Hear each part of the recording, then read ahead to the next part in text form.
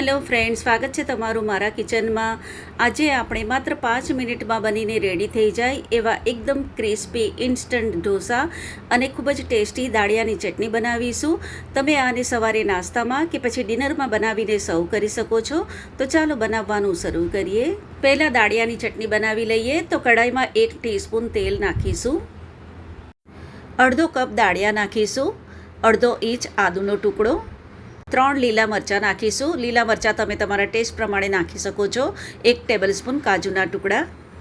Law to medium flame પર સતત હલાવીને દાળિયાને સાતળીશું. દાળિયાનો colour change થઈ ગયો છે, થોડા લાઇટ બ્રાઉન થઈ ગયા છે. તો ગેસ ઓફ કરી દઈએ. આને એક ડીશમાં કાઢીને રૂમ ટેમ્પરેચર પર આવી જાય ત્યાં સુધી ઠંડુ થવા દઈએ. દાળિયા ઠંડા થઈ ગયા છે તો એને મિક્સર જારમાં લઈ લઈએ. 5 કપ ફ્રેશ ટોપરાની સ્લાઇસ નાખીશું. અડધી ટીસ્પૂન જીરું, અડધી ટીસ્પૂન મીઠું અથવા મીઠું તમે તમારા ટેસ્ટ પ્રમાણે નાખી શકો છો. 1 ટીસ્પૂન આમલી, 1 લસણની કળી નાખીશું. નહીં ખાતા હોય તો એને સ્કીપ કરી શકો છો. આને ગ્રાઇન્ડ કરી લઈએ. થોડું ગ્રાઇન્ડ કરી લીધું છે. એમાં અડધો કપ પાણી નાખીને એકદમ સ્મૂથ ગ્રાઇન્ડ કરી લઈએ. ચટણીને એક બાઉલમાં કાઢી લઈએ. 5 કપ પાણી મિક્સર જારમાં નાખીને લઈ લીધું છે, એ અંદર એડ કરી દઈએ. બરાબરથી મિક્સ કરી લઈએ. આ રીતની મીડિયમ પતલી ચટણી બનાવીને રેડી કરવાની છે. ચટણીમાં નાખવા માટે એક વઘાર રેડી કરીશું. તો જે કઢાઈમાં આપણે દાળિયા શેક્યા હતા એ જ કઢાઈમાં 1 ટીસ્પૂન તેલ નાખીશું. તેલ ગરમ થઈ ગયું છે તો અહીંયા મેં 1 ટીસ્પૂન રાઈ, 1 ટીસ્પૂન જીરું, અડધી ટીસ્પૂન ચણાની દાળ અને અડધી ટીસ્પૂન અડદની દાળ લીધી છે, એ અંદર એડ કરીશું. રાઈ સારી રીતે ફૂટી જાય અને ચણાની દાળ અને અડદની દાળ લાઇટ બ્રાઉન થઈ જાય ત્યાં સુધી એને સાતળીશું. ગેસ બંધ કરીશું. 2 સૂકા લાલ મરચાં, 1 ડાળી મીઠા લીમડાના પાન અને 1 ચપટી હિંગ નાખીશું. આ વઘારને ચટણીમાં એડ કરી દઈએ.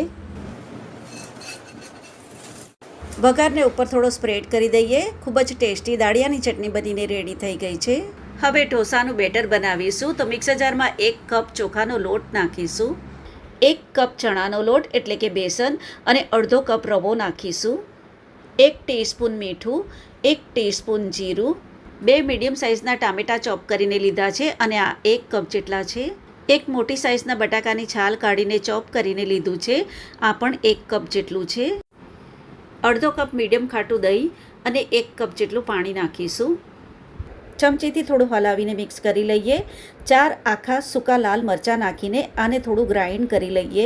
આને એકદમ સ્મૂથ ગ્રાઇન્ડ કરીને રેડી કરી લીધું છે. તો એને હવે એક બાઉલમાં કાઢી લઈએ.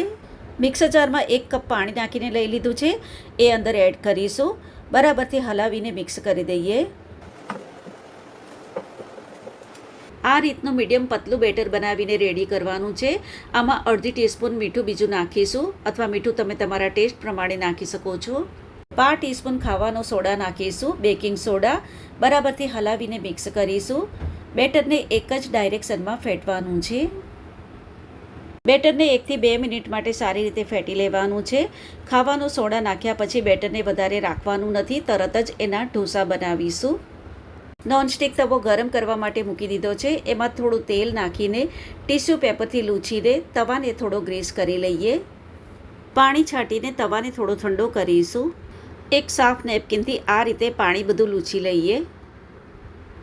ગેસની ફ્લેમ ધીમી રાખીશું અને એક કડછી ભરીને બેટર અંદર નાખીશું. હલકા હાથે આ રીતે કડછીને ગોળ ગોળ ફેરવીને ઢોસો પાથરીશું. લો ટુ મીડિયમ ફ્લેમ પર કૂક કરીશું. ઉપર થોડું તેલ નાખીને બ્રશથી એકદમ સારી રીતે ઉપર સ્પ્રેડ કરી દઈએ. ઢોસો એકદમ ક્રિસ્પી અને લાઇટ બ્રાઉન થઈ જાય ત્યાં સુધી એને લો ટુ મીડિયમ ફ્લેમ પર કૂક કરીશું. તવાને આ રીતે ગોળ ગોળ ફેરવીને ઢોસાને કૂક કરીશું તો બધી બાજુથી ઢોસો એકદમ સરસ રીતે કૂક થઈ જશે. ઢોસાનો ખૂબ જ સરસ ગોલ્ડન બ્રાઉન કલર આવી ગયો છે અને એકદમ ક્રિસ્પી પણ થઈ ગયો છે. તો એને કાઢી લઈએ. આ રીતે બધા ઢોસા બનાવીને રેડી કરીશું. પાણી નાખીને તવાને ઠંડો કરીશું.